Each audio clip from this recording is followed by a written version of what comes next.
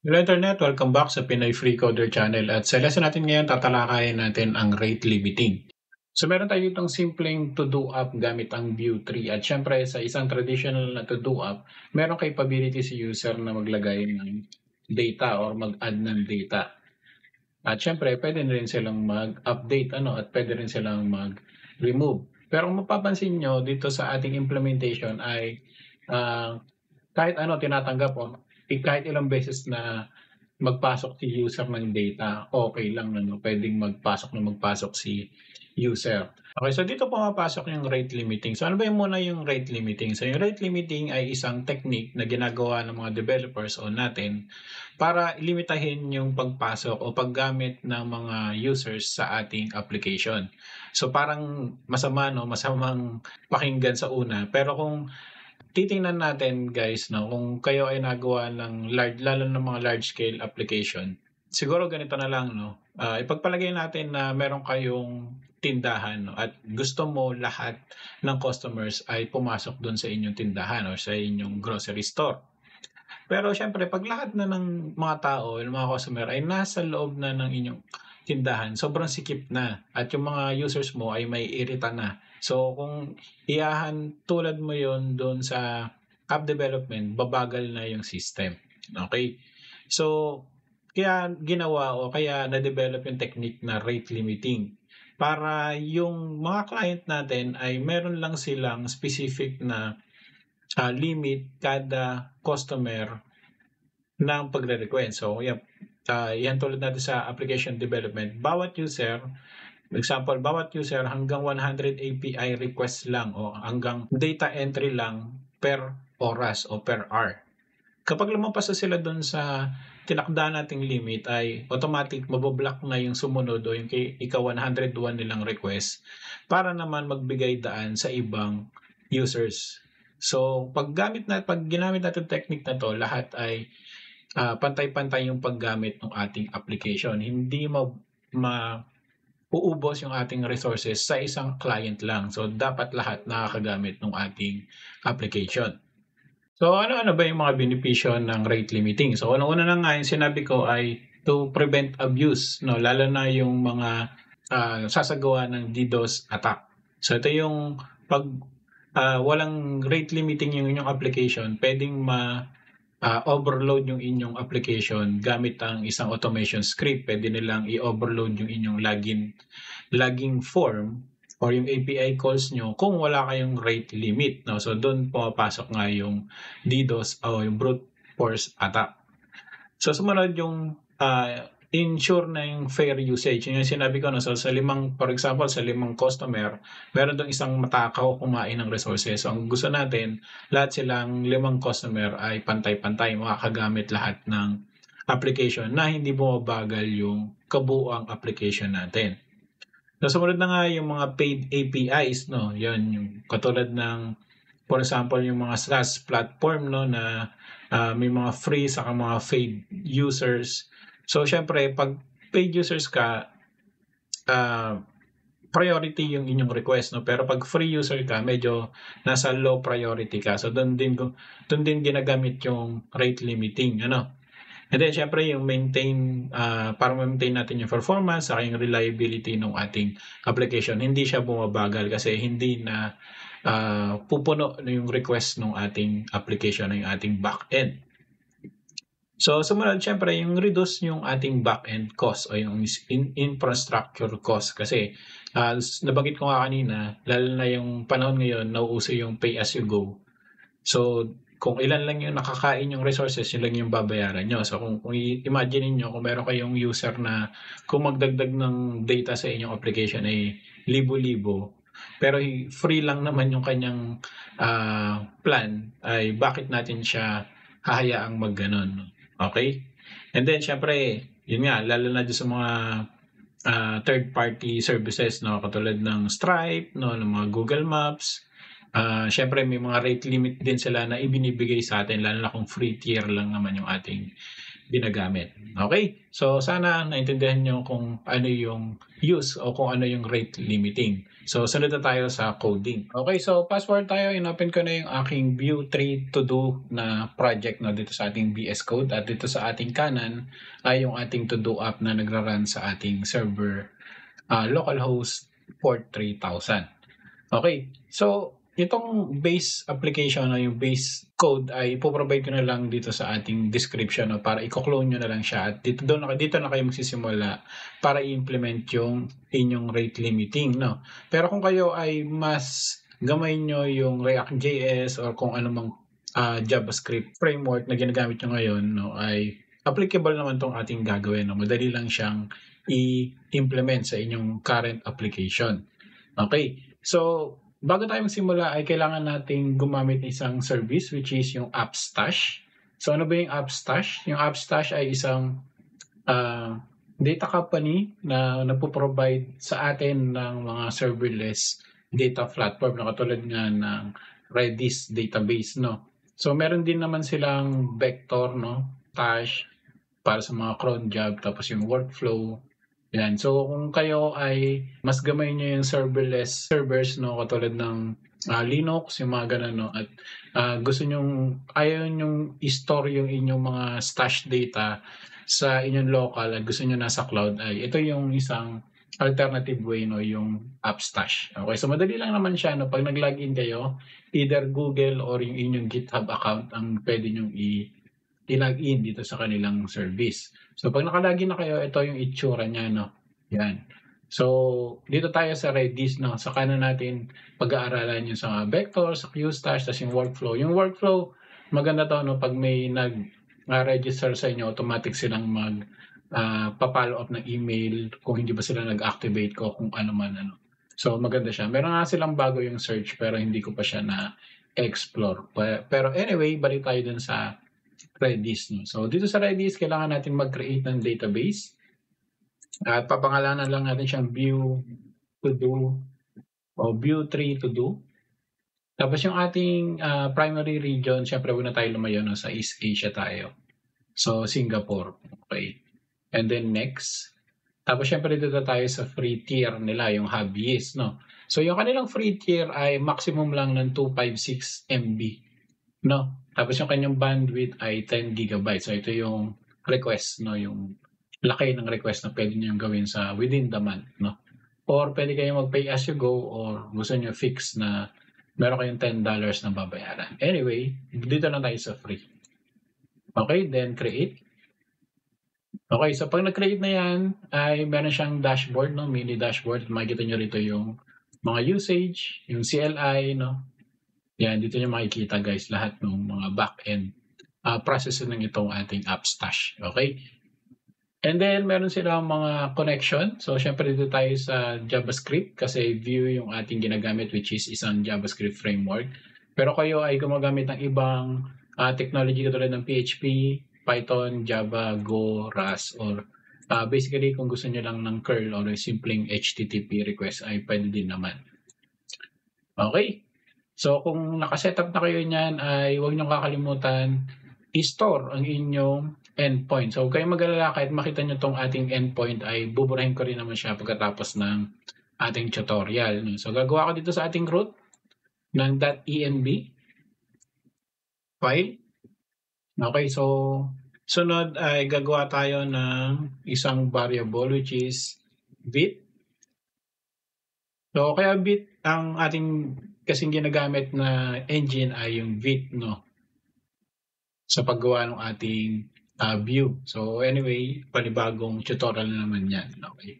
So AppStash, Redis, tapos URL equals. So ikakopy lang natin to. HTTPS. Okay, so enter. Tapos bit. AppStash _ Redis token.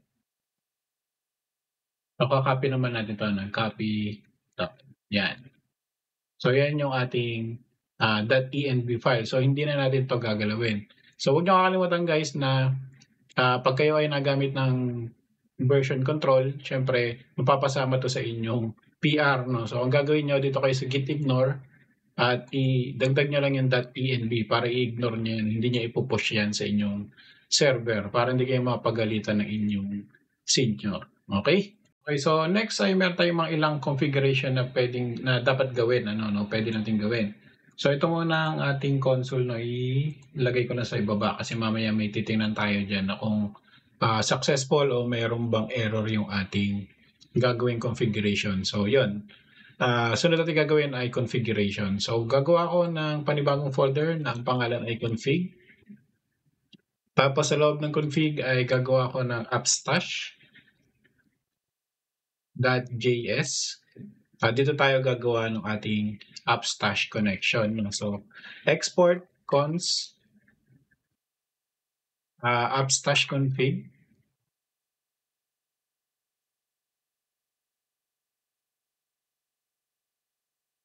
So equal siya sa isang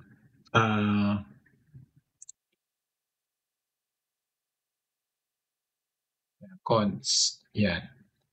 Config yan. Okay, so equal sa isang object. So yung object natin ay merong Redis URL is equal to import .meta .env .with appstash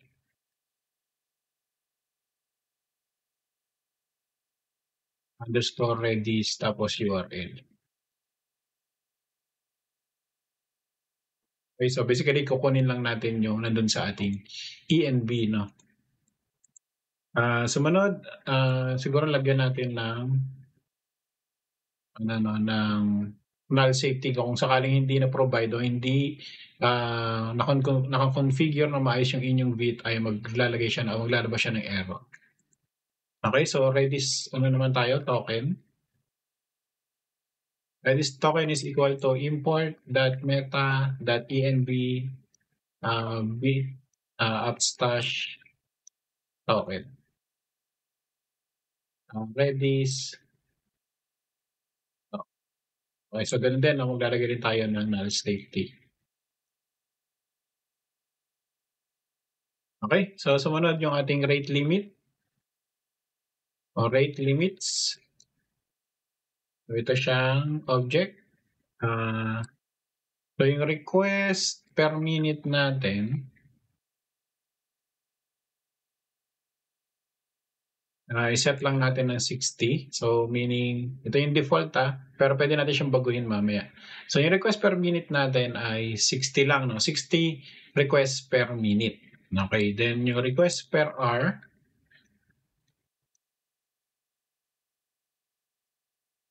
ay 1,000, ano? And then yung ating window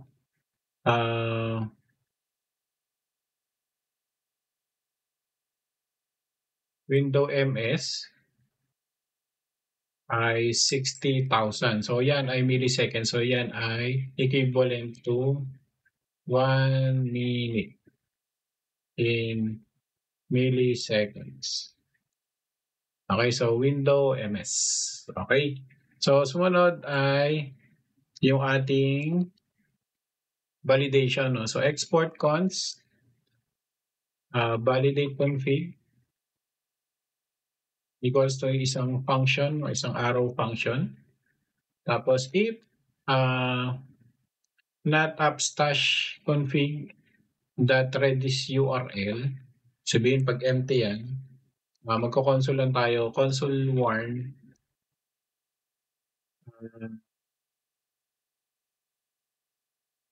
Redis URL is not set. Okay. So same with the appstash config .token, sabihin pag hindi siya existing, console.warn o warning, so Redis token not set. Okay, so magre-return lang tayo dito ng false.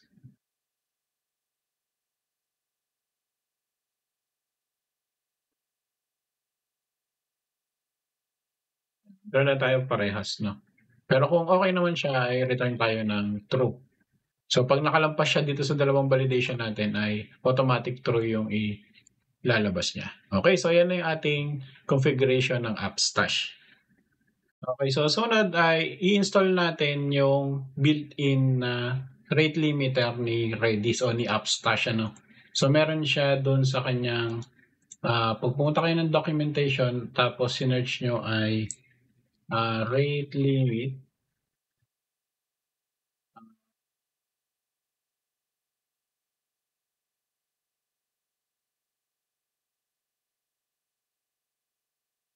Strap ito, no? Pero yun, meron siyang built-in, no? Yan, no? Meron siyang rate limit na pwede natin i-install. Okay, so dito sa ating terminal, dito sa ating VS Code terminal, gawa lang tayo ng panibagong PowerShell dito. At npm install AppStash tapos rate limit. Okay, hintay lang natin siyang mag-install. Okay. So nakalimutan ko guys na sabihin na dapat meron kayong naka-install na Node.js. So alam niyo naman yan, no, dahil yung Vue.js ay hindi niyo rin yan may install kung wala kayong Node.js na naka-install. Okay? So sumunod natin gawin kung okay na, no, na-install na natin yung ating built-in na rate limit ni AppStash, ay gagawa naman tayo ng service or services. Yan. Tapos gagawa tayo ng rate limiter.js. Okay, so dito na, no, import na natin yung ating config appstash.js. Okay, so kukunin lang natin yung appstash configuration saka yung ating validate config. Okay. So medyo lawakan natin 'to, no, yan. Okay, so gagawa tayo ng class kasi OOP tayo, no. Rate limiter constructor. So this that is configured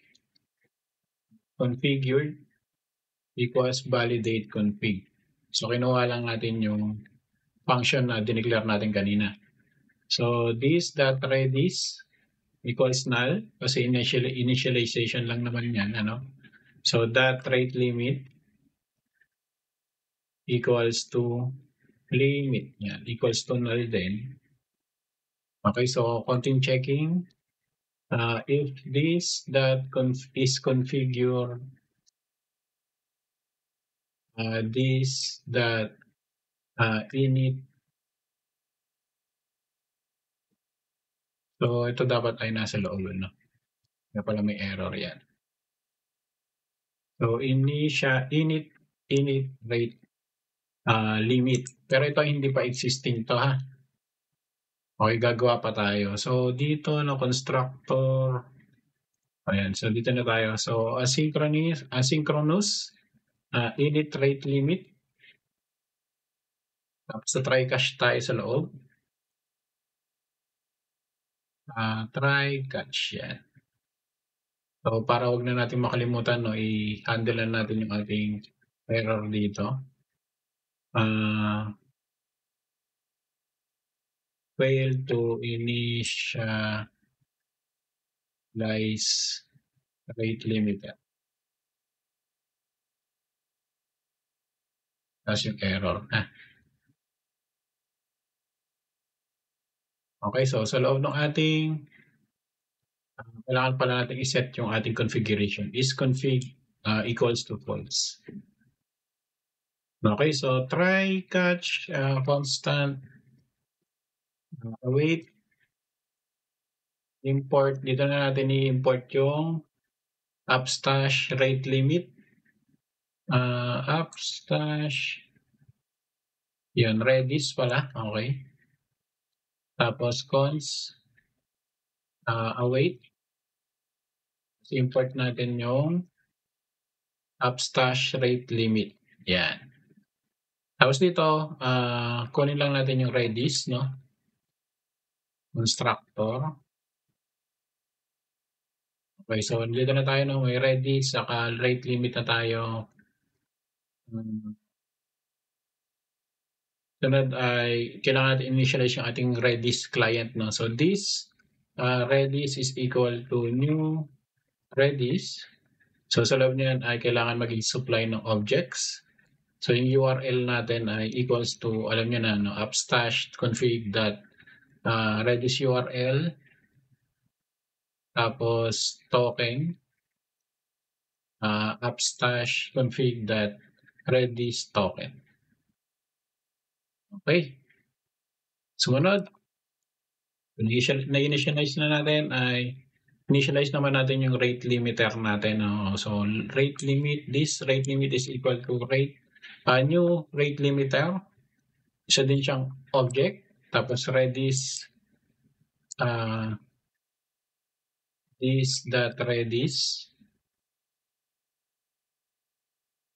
Tapos limiter ay equals to rate limit sliding window. Okay, so yung sliding window natin ay kailangan ng isang token saka ng duration. No? So gagawin natin ay 60 requests per 1 minute. So yung kanyang duration ay string yan eh. Okay, so parang 60 requests. Nakalimutan ko yung comment. No? 60 requests per minute. Yan. So yan lang yung isa-set natin na limit.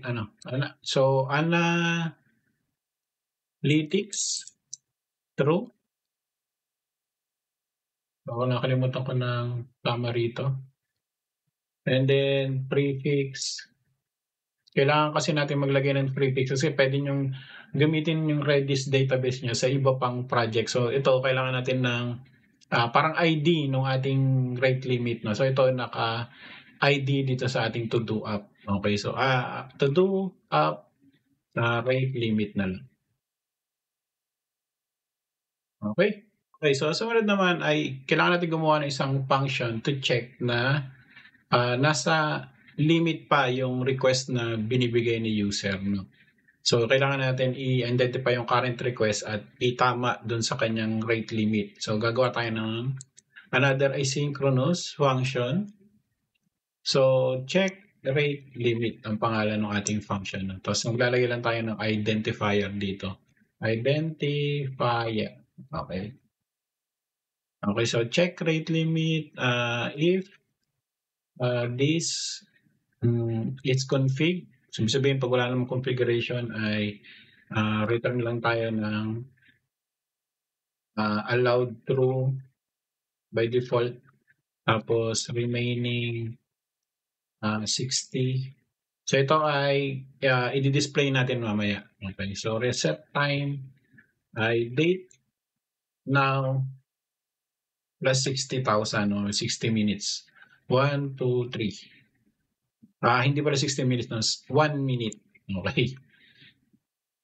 So next ay kung hindi naman ensure natin na yung rate limit ay naka-initialize, no? Is initialized.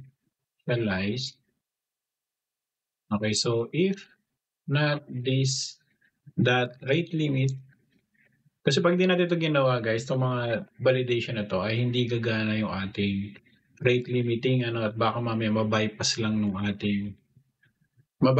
mga user yung ating nilalagay, no? Baliwala yung ating effort. Okay? So if not this that rate limit, gagawin natin ay return lang din natin yung allowed, no? Same. Okay. Try natin na yung upstash, no? Try catch tayo dito. So yung console, lagi ko inuuna yung error muna kasi lagi ko yung nakakalimutan. Okay, so rate limiting error.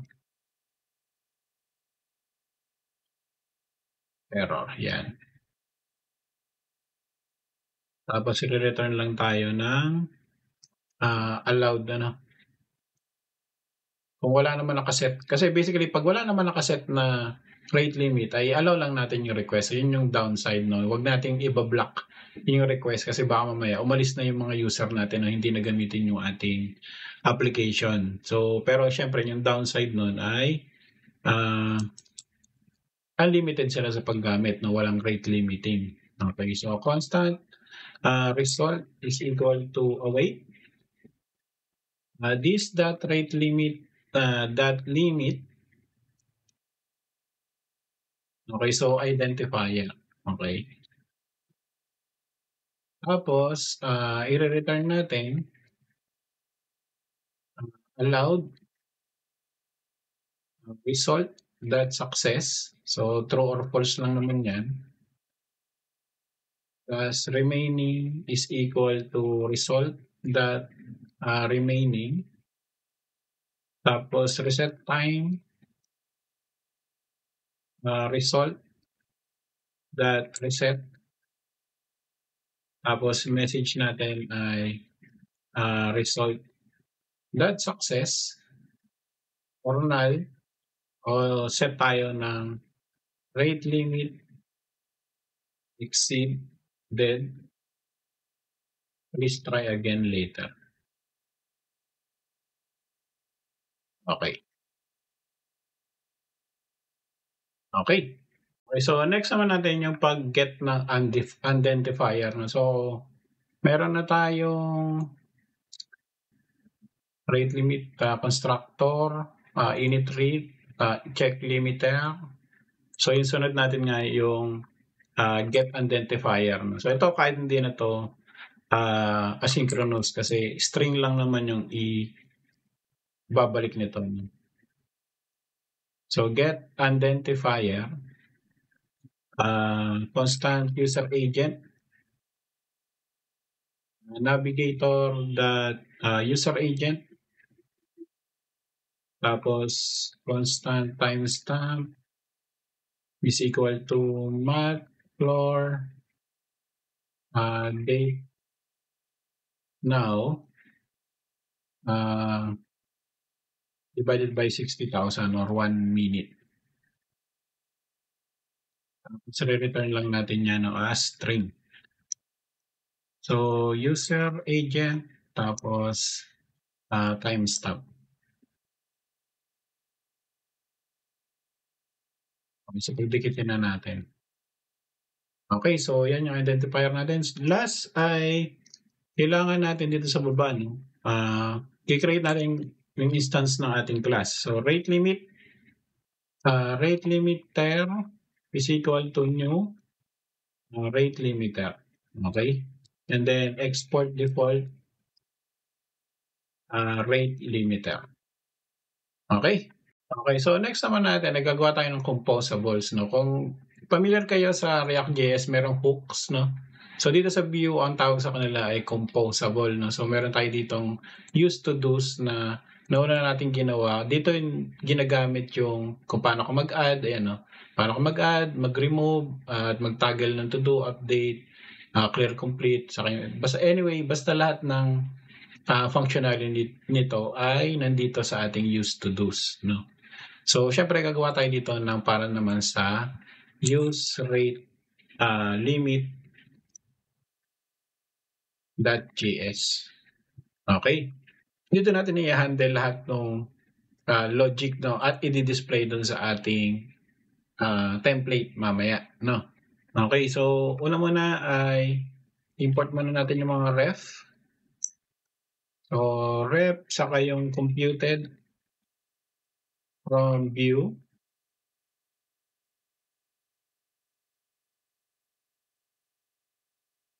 Okay, so sumunod ay yung ating rate limiter, ano? From services. Okay, so ito palang services natin ay nasa labas, ano? So sa tingin ko wala namang problema na, pero dapat kung ano, no, kung para lang uniform ay dadrag ko na lang siya pupunta rito, no? Sa loob ng source natin. So, ito na kayo, no? So, yes lang natin to, yes. Yan. Anyway, wala naman. Ito lang siguro yung nadagdag, no? Kasi yung Upstash configuration natin ay 2 layers above natin, no, yung config. So I think dapat ito nandito rin, no, nasa loob. Huwag natin siya sa labas. It's lang, no, para ma-update yung mga imports. Okay, so yan, nandito na tayo. Config. Yan, config. Ay, hindi. Services pala, sorry. Services, tapos yung ating rate limiter.js. Okay, so depende, no? Depende kung kailangan. May instance kasi na hindi nyo na kailangan ng .js, rate limiter na lang, no? Pero sa akin, nakasanayan ko na maglagay ng .js kasi yung aking VS Code ay medyo buggy, no? Kung ano naman error ang lumalabas. Anyway, kung export constant, use rate limiter or rate limit. Isa siyang global function, ano? Tapos constant is checking equals to ref, false. Constant last check, ref, null. Constant rate limit info, ref. So ito ay may default values na allowed true. Tapos yung ating remaining ay 60. Reset time is null. Tapos yung message natin ay null. Okay? Tapos, sa baba ay gagawa tayo ng constant check rate limit, asynchronous function. So action is equal to action. So ito ay i-check natin yung rate limit before performing an action. So basically ilalagay natin siya dito sa example sa add to do, no. So i-check muna natin, itatawagin muna natin itong function na to bago tayo magpatuloy, bago niya i-allow yung specific task na yun. Okay, so check limit is checking that value is equal to truth. Being checking siya, no? So pwede tayo maglagay ng loading dyan.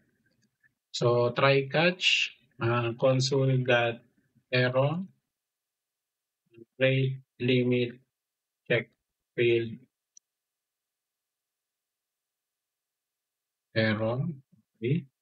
Sa loob ng try catch, cons identifier,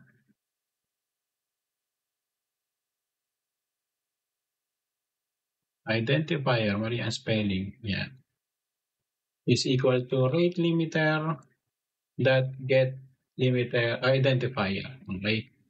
So constant result is equal to await rate limiter dot check limit identifier.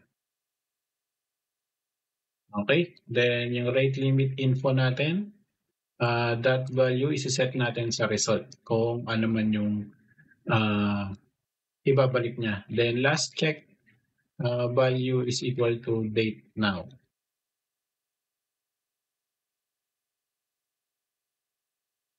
Okay, so if result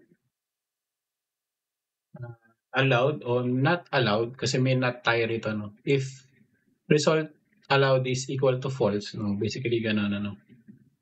Console.warn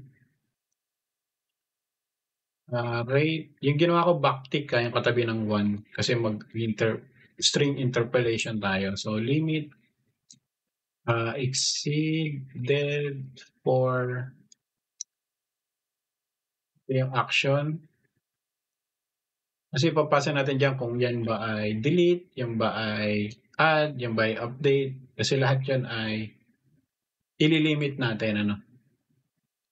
So re-return na natin ay false. Ibig sabihin, hindi allowed na mag-return. Pero kung allowed naman siya, automatic return natin ay true.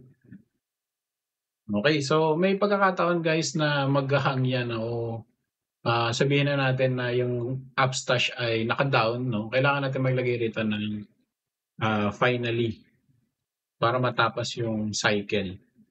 So checking that value is equal to false, okey. Tapos may lalabas naman diyan na error sa console. So malalaman niyo kung naka-down ba talaga yung Appstash. Okay, so next naman natin ay titingnan muna natin ano, meron na tayong check limit. So meron pa tayong ilang gagawin pa 'no. So kailangan nating gumawa ng, yung pang-format ng time ano. So get reset, time formatted. So kailangan kasi 'pag magma-match tayo ng dalawang date kailangan, make sure natin na magkapareho sila. So computed, review, yan ay check muna natin if, rate limit info that value, reset time. Sabihin 'pag wala naka-set na reset time, return lang tayo ng blank 'no. Pero kung may naka-set naman, tuloy lang tayo. Now is equal to date.now. Tapos sumunod ay constant time left. Kasi kaya tayo natin gumagawa nito ay i-display natin dun sa ating front end ano. Info.value that reset time is minus now. Okay. Tapos time left, less than or equals to 0, return now. Okay, so constant, minutes, para lang sa display to guys that floor, time left divided by 60,000 or 1 minute. Tapos yung constant natin na seconds ay equals to math, that floor, time left, percentage, 60,000 divided by 1,000. Okay? Then yung if minutes is greater than 0, sabihin meron pang time, sabihin hindi pa nakaset na mag-request ka, i-return naman natin yung minutes tapos yung ating seconds. Pero kung pwede na, no, ano lang natin yung seconds, i-display lang natin. Okay, so yun yung formatted, get reset formatted natin. Ano. Okay, so next ay constant is near limit. I-display din natin kung malapit na silang mag-limit. No? So return rate limit info that value that remaining less than equals to 10. Okay. So, ibig sabihin pag malapit na ay yes, time to no. Yun, medyo nag-hang na ako no. So 10 seconds, okay. So constant reset limit equals to async.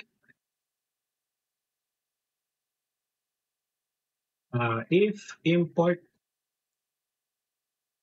that meta that env.dev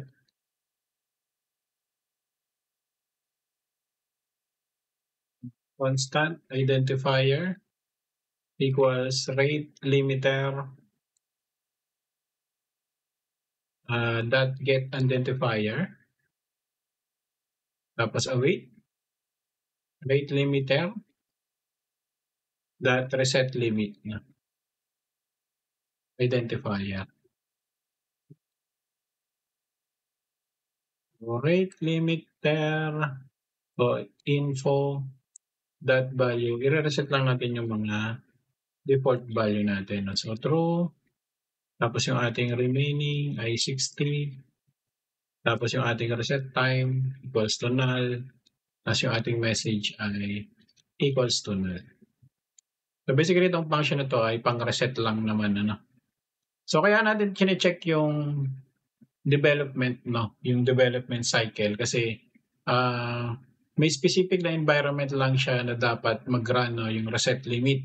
Okay, so ito, yung reset limit natin ay magra-run lang sa development mode o sa atin lang, no? Sa local host lang for testing, no? Development only.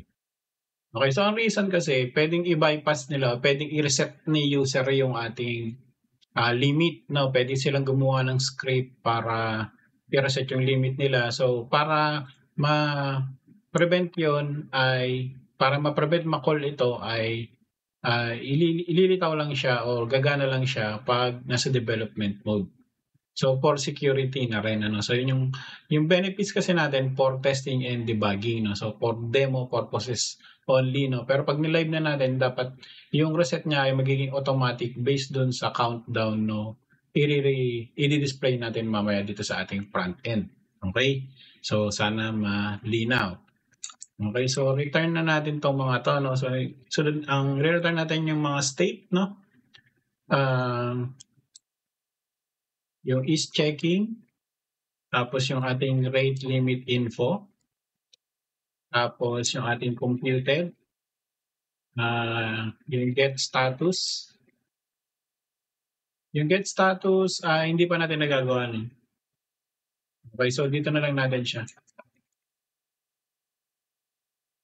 Get rate limit status.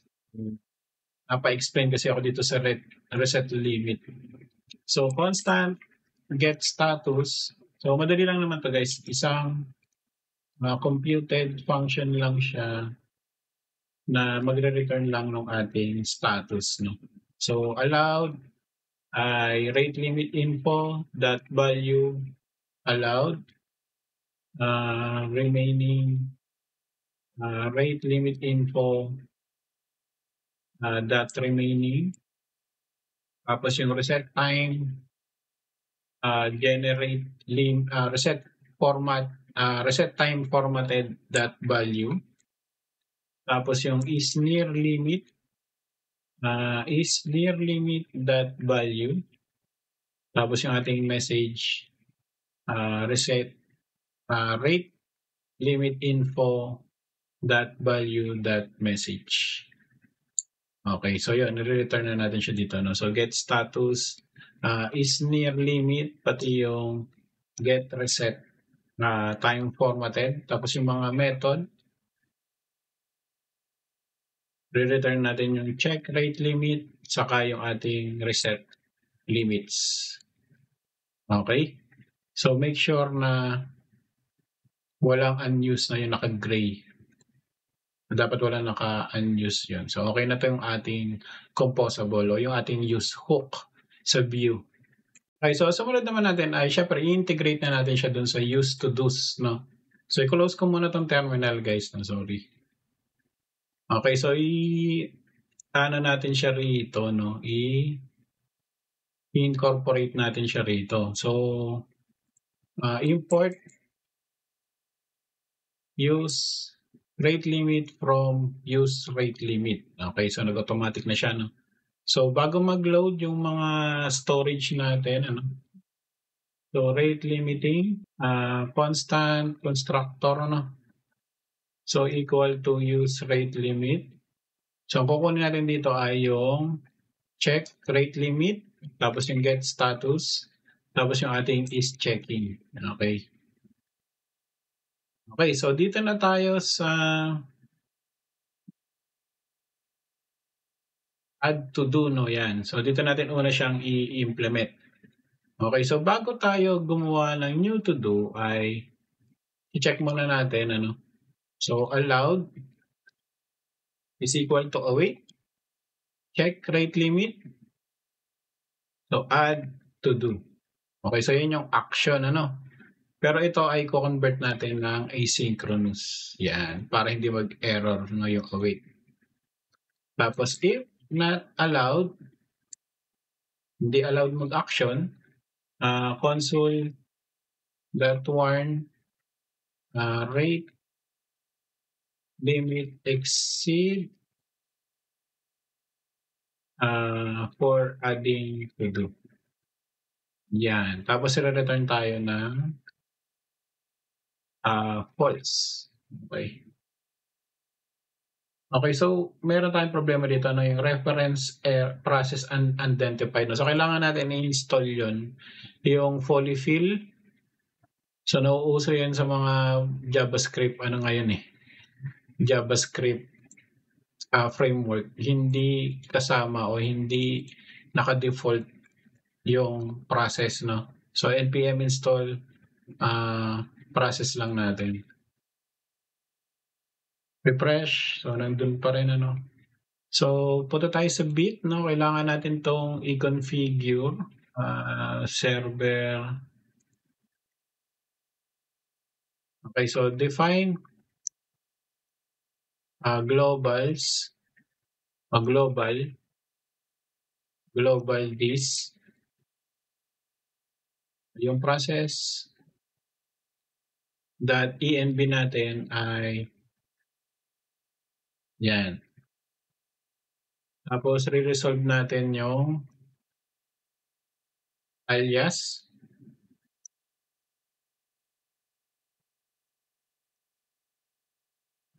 Process is equal to process browser.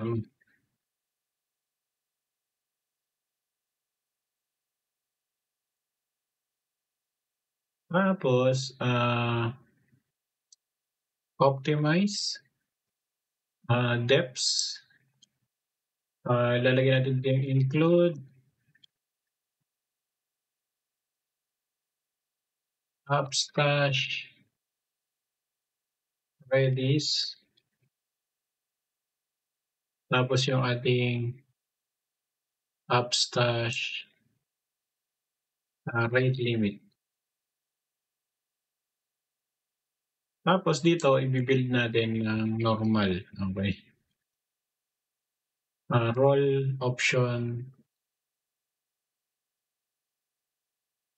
external empty array lang natin. Okay, so nandun pa rin nandun pa rin yung error. So ano bang na-miss ko? No? So may error pa rin siya, no? So rate limiter line 26. Ano pala tayo sa rate limiter services line 26.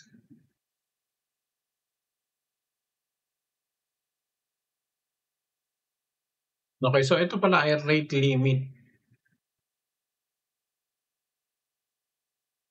So rate limit yan. So hindi limiter ano. So refresh. Yun, wala na guys. So yun yung problema. Parang kinocall natin tong rate limiter. Rate limit lang pala. Okay, so sorry. Okay, so next ay naset na natin yung bit para sa polyfill na process. Sunod natin na gagawin ay dito naman sa used to do, okay na siya. So, syempre ilalagay natin to sa remove pati sa update, no? Tapos yung pag-clear. Pero siguro assignment nyo na lang yan guys, no? Kung paano siya gagamitin. So basically, ito lang naman yan, yung pag-check. Nasaan na ba yung to-dos natin? Yan. Ito yung pag-check, no? Check the limit. Checking limit request.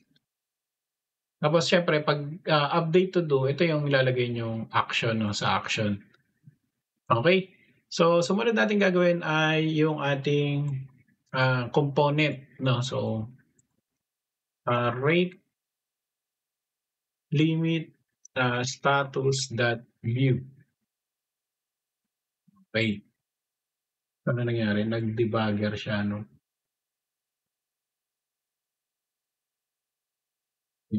So, anyway, okay na, no? So, dito natin, gagawa tayo dito ng template. Okay, wala akong naka-install na Vue.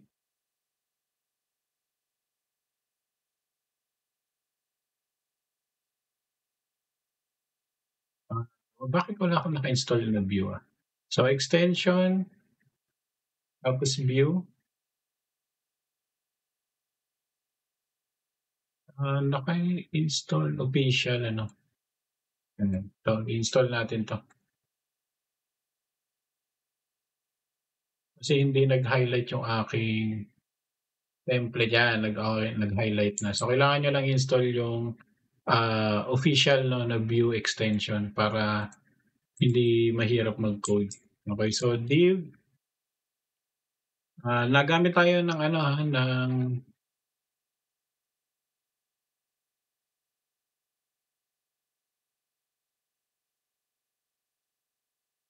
most potential out of memory. Okay, so wag natin ilabas yung console log anyway. So mukhang may problema yung aking server. Yan. Class limit status, tapos ito ay if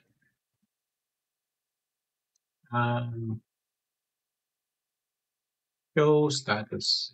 Okay. So dito natin na i-show yung status natin. So div class equals to flex item center, tapos gap 2.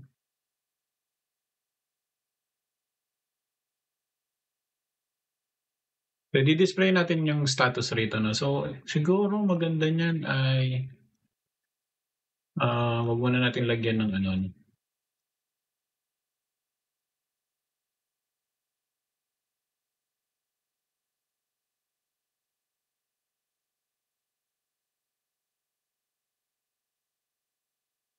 Yan, nag-ano na yung aking server.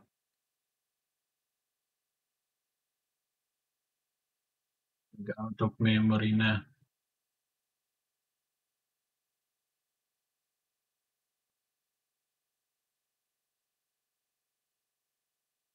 Okay, so lagyan lang muna, i-display na mo lang muna natin, saka natin i-style So dito lalabas yung status that remaining, tapos request remaining. Okay, so syempre i-import natin muna dito yung ating mga props So script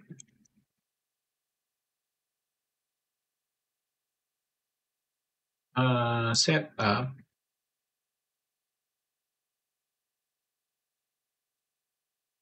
import. So mamaya ko na i-reset guys, mukhang nag-out of memory yung aking Chrome. So computed from view, tapos yung ating constant props, default define props,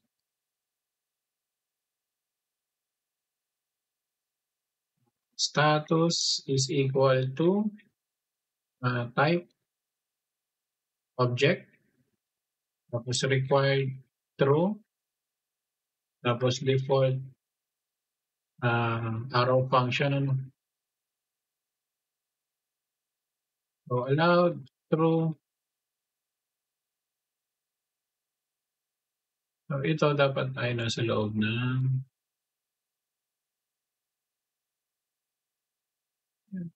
true. Doble na. Allowed true. Remaining 60. Reset time. Tapos is near limit. Tapos message natin ay null. Okay, so yan yung default. Sumunod ay yung ating is checking. Type boolean. Default natin ay false. Okay? Yung sumunod ay show status. Ang type natin ay boolean din. default ay true.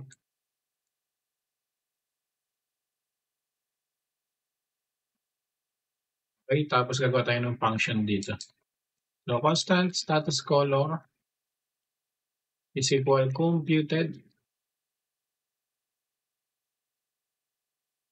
if props not props that status that allowed, return natin ay BG red 500 kasi naka-tailwind naman tayo, no? One line lang naman yan. If props, hindi not status is near limit, return naman natin ay BG yellow 500. Tapos return natin by default ay green.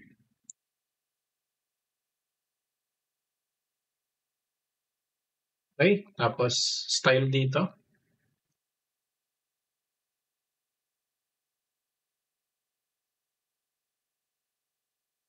That rate limit, kasi naglagay tayo ng class dito, di ba? That rate limit status apply P3 BG gray 50. Border natin ay border gray 200 tapos rounded LG. So mga tailwind classes to, ha. Okay. So yeah, bago natin ilagay muna natin sa app view, syempre dito, no. So kailangan natin dito sa app view ay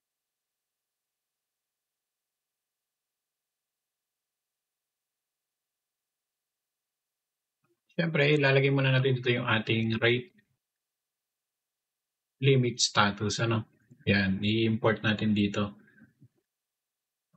Wala naman ng okay. So dito sa taas, pagkatapos ng to-do list, dito ko na lang lalagay yung ating rate limit status. Tapos yung status niya ay equals to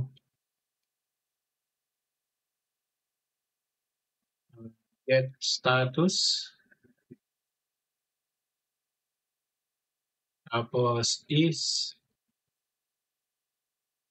checking. Yung props niya sa buhay, ano? Is checking. Tapos lagyan lang natin ng class empty6. Syempre, huwag natin kakalimutan i-close. Okay. So yan ay manggagaling sa dito, no? So get status saka yung is checking.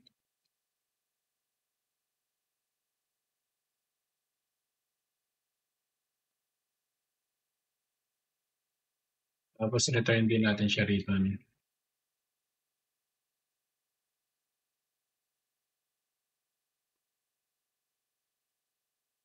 Okay. Okay, so try na natin, guys, no? Refresh.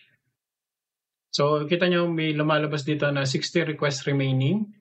Pero hindi ko alam kung bakit wala yung kulay green. Ano? Pero try na natin.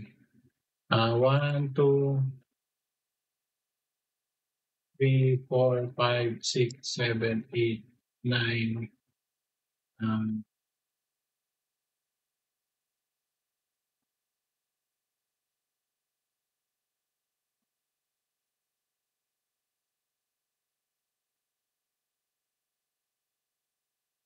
May error tayo na rate limiter.js69.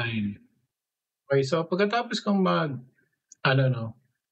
mag-debug kasi not limiter function. So ito, no, ini-error niya. So nung tinaray ko siyang hanapin, ito yung naging problema. Kaya rin siguro nag-loop yung ating class kasi ito limiter, dapat ito ay limit lang. So rate limit. Yan, ganyan lang siya, hindi limiter. Kaya naglo-loop yung ating function kasi parang nire-recall lang natin 'tong ano 'no, ito yung rate limiter. Dapat rate limit lang kasi, makes sense kasi yun lang din naman yung kinuha natin sa, rate limit abstract ano. So kailangan natin 'tong i-refresh kasi naglo-loop yung ating application. So yun. So balik tayo 'no guys 'no, i-try natin. So ito kaya hindi 'to nag-a-update kasi hindi pa natin natatapos yung ating, front end. Pero anyway, try muna natin ano. 1, 2, yun hindi na siya nag-hang. 5, 6, 7, 8, 9, 10. Naka-60 tayo 'no.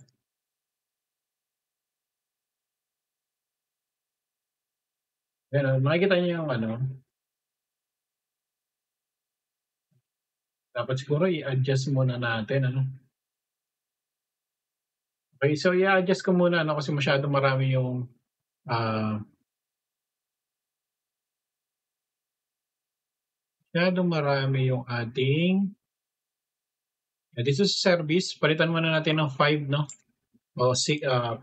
Limit muna natin ng 5 per minute kasi masyadong marami yung 60 para sa example na 'to. Okay, so ang dami ko na palang na so 1, 2, ayun, 4, 5, yan nag-exceed na siya kasi ayan, at least lumabas na 'no. Lumabas na dito sa console natin, so okay na siya. So hindi na ako nakakapag yan, hanggang 5 lang siya, hindi na siya nag-a-allowed. Okay, so tapusin na natin 'tong ating class 'no na para mas maganda tingnan. So yung ating class ay lagyan natin ng, ito gray ano, class text gray 600. At ito yung class ay gawin nating, read to H2 rounded full. Tapos ang class niya, status column. Okay, so yun 'no, yung ano niya. Pero lalagyan natin siyempre ng styling 'to 'no. Gawin natin siyang flex, items center, gap 1. So hindi gumana, nakaano pa rin siya 'no. So kailangan natin siyang okay, so yan yung 60 remaining niya. So kailangan natin maglagay rito ng reset time. So span b if equals status dot reset time. Tapos class natin ay text gray na rin ano. Tapos sa loob niyan ay reset in status dot reset time. Okay, tapos kailangan natin ng loading. So div bf is checking plus flex item center tapos gap 1 din. Tayo ng div dito no? Plus animate spin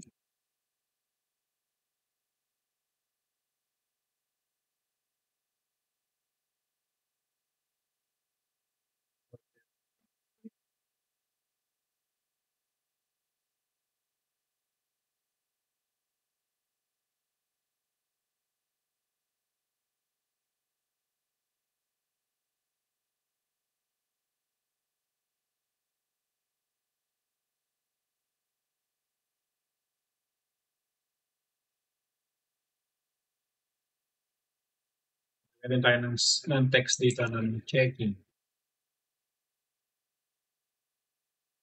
Plus text gray 500 text extra small.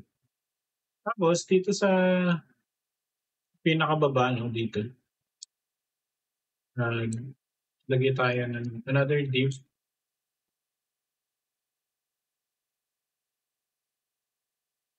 if not status that allowed plus MT2 P2BG red 40 border plus border red 200 funded text red 700 XSM. Okay? Tapos sa loob nun, ilalagay natin yung status message.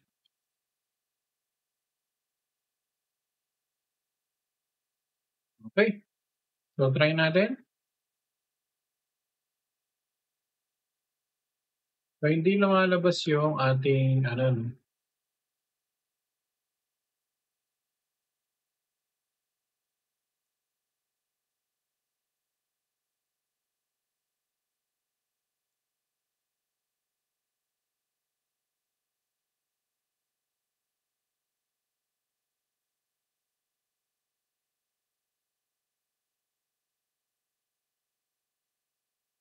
So hindi lumalabas yung ating o hindi nag-update yung ating request So kahit maglagay ako rito ng hindi lumalabas yung error. So try natin i-check kung bakit. So is checking status. Okay, so ito naman ay nanggagaling sa ating to do dun sa ating hook.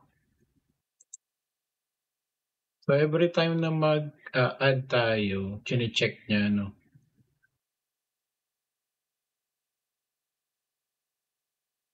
ito naka-gray. Ibig sabihin hindi natin siya nire-return. Itong get status saka get checking. Ayun, hindi nga natin nire-return. So dito yung rate limit. So pasensya na guys. So check status.